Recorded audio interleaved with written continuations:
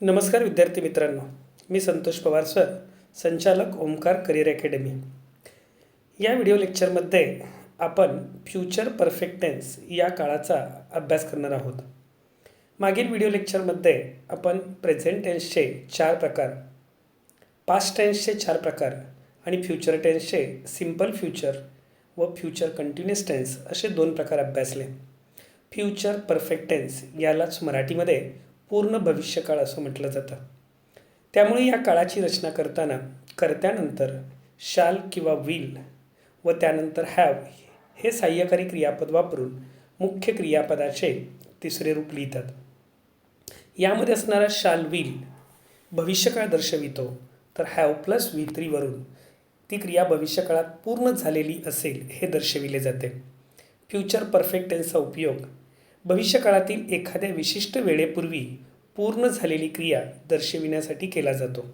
त्यामुळे या वाक्याच्या रचना करताना कर्त्यानंतर आपण शाल किंवा will plus have plus V3 म्हणजेच क्रियापदाचे तिसरे रूप third form of the verb किंवा पास्ट पार्टिसिपल वापरतो.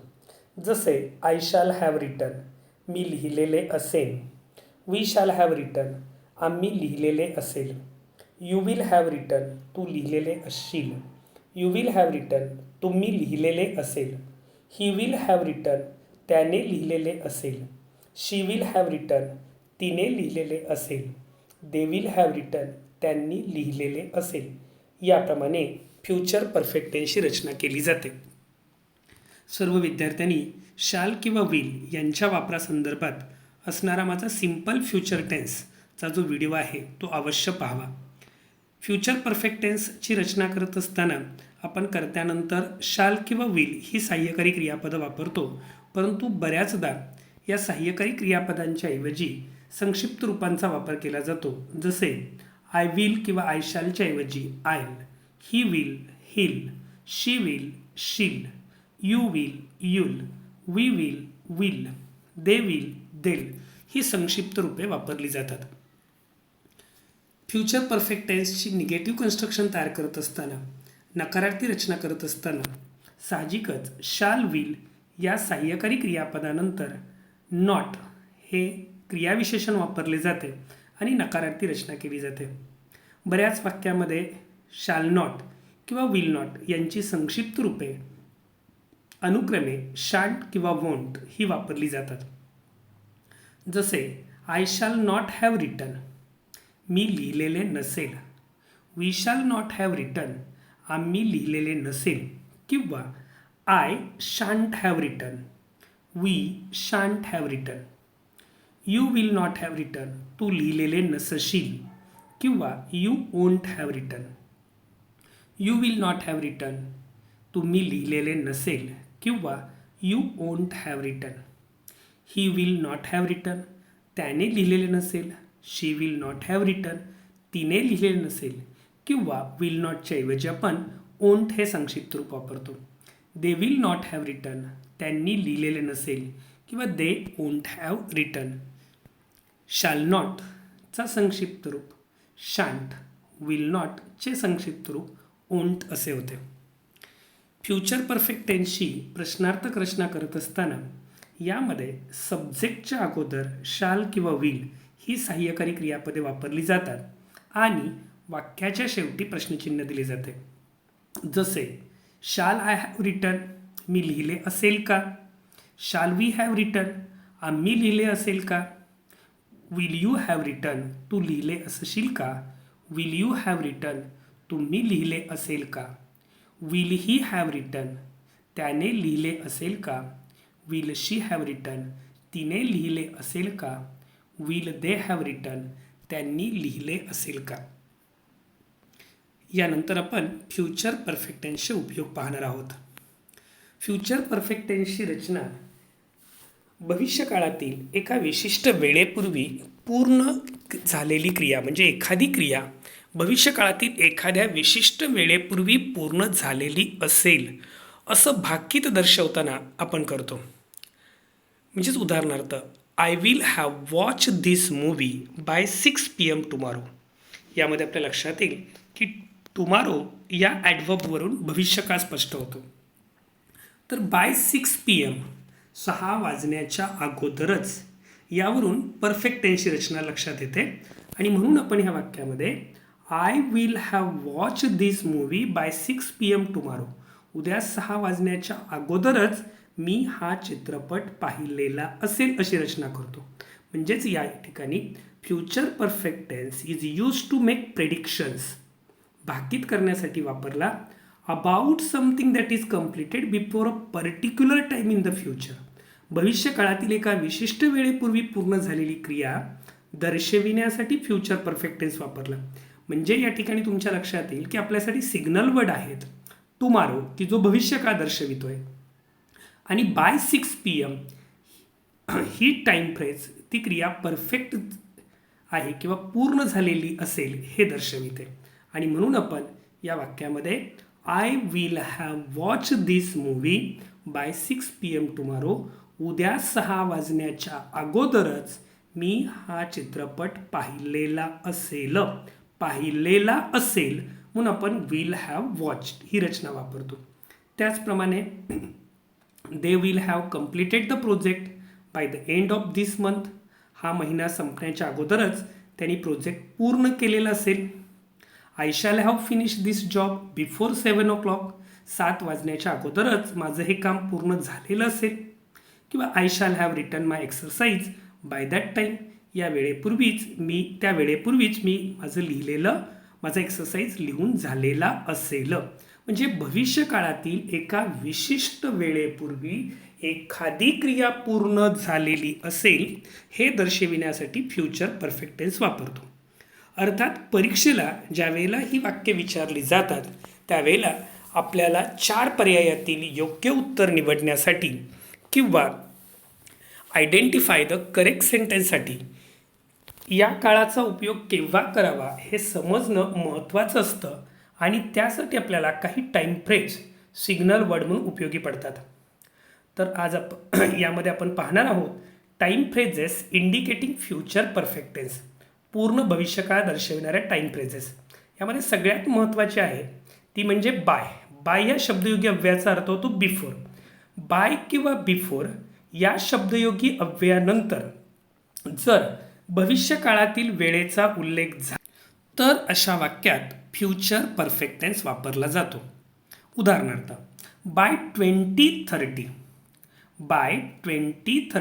2030 अगोदरच, म्हणजेच बाय नंतर 2030 ह्या भविष्यकाळातील वेळेचा उल्लेख झालेला आहे आणि म्हणून अशा वाक्यामध्ये आपण फ्युचर परफेक्ट टेन्स वापरतो. By 2030 this city will have doubled in size, 2030च्या अगोदर या शहराचं आकारमान दुप्पट झालेलं असेल. म्हणजे भविष्यकाळातील एका विशिष्ट वेळेपूर्वी ही क्रिया पूर्ण झालेली असेल हे आपल्या लक्षात येतं. म्हणजे आपल्यासाठी सिग्नल वर्ड असं आहे की बाय किंवा बिफोर नंतर भविष्यकाळातील वेळेचा उल्लेख आला तर त्या वाक्यामध्ये कंपल्सरी फ्युचर परफेक्ट टेन्स म्हणजेच शाल किंवा विल, त्यानंतर हॅव आणि मुख्य क्रियापदाचे तिसरे रूप वापरतात. We will have finish the building work by next month, यामध्ये सुद्धा बाय नेक्स्ट मंथ, नेक्स्टवरून आपल्या लक्षात येतं की भविष्यकाळ आहे आणि मग बाय नंतर भविष्यकाळातील वेळेचा उल्लेख आल्यामुळे आपण या ठिकाणी we will have finish the building work, आम्ही या इमारतीचं काम पूर्ण केलेलं असेल अशा अर्थाने आपण फ्युचर परफेक्ट टेन्स वापरलं आहे. किंवा will you have finish painting the bathroom by Christmas, या वाक्यामध्ये सुद्धा क्रिसमसच्या अगोदर अशा अर्थाने या ठिकाणी विल यू हॅव फिनिश्ड वापरलेलं आहे. म्हणजेच यामध्ये खूप महत्त्वाची रचना आपल्याला लक्षात ठेवायची आहे. जर कोणत्याही वाक्यामध्ये बाय किंवा बिफोर या शब्दयोगी अव्ययानंतर भविष्यकाळातील वेळेचा उल्लेख केलेला असेल तर त्या वाक्यामध्ये कंपल्सरी फ्युचर परफेक्ट टेन्सच वापरला जातो. म्हणजेच शाल oblique will plus have plus V3 ही रचना वापरली जाते. त्यानंतर जर एखाद्या वाक्यामध्ये इन या शब्दयोगी अव्ययानंतर महिना, वर्ष, कालावधी यांचा उल्लेख असेल आणि त्या वाक्यामध्ये फॉर या शब्दयोगी अव्ययानंतर कालावधीचा उल्लेख असेल तर अशा वाक्यरचनेमध्ये देखील आपण फ्युचर परफेक्ट टेन्सच वापरतो. जसे in June I shall have been out of work for 3 years. जून महिन्यामध्ये मी कामासाठी 3 महिने बाहेर पडलेलो असेल. तर या ठिकाणी for 3 years he time phrase कालावधी दर्शवते आणि इन जून भविष्यकाळ दर्शवतो आणि त्यामुळे या वाक्यामध्ये आपण फ्युचर परफेक्ट टेन्स वापरलेला आहे. त्याचप्रमाणे पुढील 2 वाक्यामध्ये in 2020 we shall have been in this house for 7 years. 2020मध्ये आम्ही या घरामध्ये 7 वर्ष आलेलो असेन, राहिलेलो असेन अशा अर्थाने आपण इथे शॅल हॅव बीन वापरलेला आहे. In 3 years we shall have been together for a decade. In 3 years हे भविष्यकाळ दर्शवत आहे, तर फॉर अ डिकेड दीर्घ कालावधी दर्शवतो आहे. त्यामुळे या वाक्यामध्ये आपण shall have been future perfect tense वापरला. थोडक्यात लक्षात ठेवा, जर इन या शब्दयोग्य अव्ययानंतर भविष्यकाळाचा उल्लेख असेल आणि फॉर नंतर कालावधीचा उल्लेख असेल तर त्या वाक्यामध्ये कंपल्सरी फ्युचर परफेक्ट टेन्स वापरला जातो. त्यानंतर तिसरी रचना अत्यंत महत्त्वाची आहे. बिफोर किंवा बाय द टाईम या कंजंक्शन्स नंतर, या उभयान्वयी अव्ययानंतर येणाऱ्या वाक्यामध्ये सिम्पल प्रेझेंट टेन्स असेल तर आपल्याला माहिती आहे टाईम क्लॉजमध्ये असणारा वर्तमान काळ नेहमी भविष्यकाळ दर्शवतो. आणि मग जर बिफोर किंवा बाय द टाईम या उभयान्वयी अव्ययाने सुरू होणाऱ्या वाक्यात सिम्पल प्रेझेंट टेन्स असेल तर मुख्य वाक्यामध्ये compulsory shall oblique will have plus V3 ही रचना वापरली जाते, म्हणजेच फ्युचर परफेक्ट टेन्स वापरला जातो. हा टेन्स सिक्वेन्स आपल्या परीक्षेच्या दृष्टिकोनातून अत्यंत महत्त्वाचा आहे. बिफोर किंवा बाय द टाईम या शब्दयोगी अव्ययानंतर सिम्पल प्रेझेंट टेन्स आल्यास मुख्य वाक्यामध्ये शॅल हॅव किंवा विल हॅव प्लस V3 वापरतात. उदाहरणार्थ by the time I reach home, मी घरी पोचण्यापूर्वी, याचा अर्थ मी अद्याप घरी पोचलेलो नाही. By the time I reach home, मी घरी पोचण्यापूर्वी mother will have finished all the cooking, आईने सर्व स्वयंपाक केलेला असेल. म्हणजे या ठिकाणी आपल्या लक्षात येतं की by the time I reach home by the टाईमच्या वाक्यात वर्तमान काळ असल्यामुळे मुख्य वाक्यामध्ये आपण will have finished future perfect tense वापरलेला आहे. Before they come we will have clean up the house. बिफोरच्या वाक्यामध्ये सिम्पल प्रेझेंट टेन्स आहे, त्यामुळे मुख्य वाक्यामध्ये विल हॅव क्लीन हा फ्युचर परफेक्ट टेन्स वापरला आहे. John will have eaten the whole cake by the time the birthday party starts. या ठिकाणी बाय द टाईमच्या वाक्यामध्ये सिम्पल प्रेझेंट टेन्स आहे, त्यामुळे मुख्य वाक्यामध्ये will have eaten future perfect tense वापरलेला आहे. तर यामध्ये हा टेन्स सिक्वेन्स अतिशय महत्त्वाचा आहे. बिफोर किंवा बाय द टाईम नंतरच्या वाक्यात जर सिम्पल प्रेझेंट टेन्स असेल तर अशा वाक्यात येणाऱ्या मुख्य वाक्यामध्ये फ्युचर परफेक्ट टेन्स म्हणजे shall oblique will plus have plus V3 वापरला जातो. तर विद्यार्थी मित्रांनो, या व्हिडिओ लेक्चरमध्ये आपण फ्युचर परफेक्ट टेन्स आणि त्याचे उपयोग अभ्यासले. त्याचबरोबर फ्युचर परफेक्ट टेन्स ओळखण्यासाठी आवश्यक असणाऱ्या टाईम फ्रेजेस आपण अभ्यासल्या. या टाईम फ्रेजेस मात्र लक्षात असू द्या की या टाईम फ्रेजेसमुळे हा काळ ओळखणं किंवा त्याचा अचूक वापर करणं तुम्हाला सहज शक्य होईल. धन्यवाद.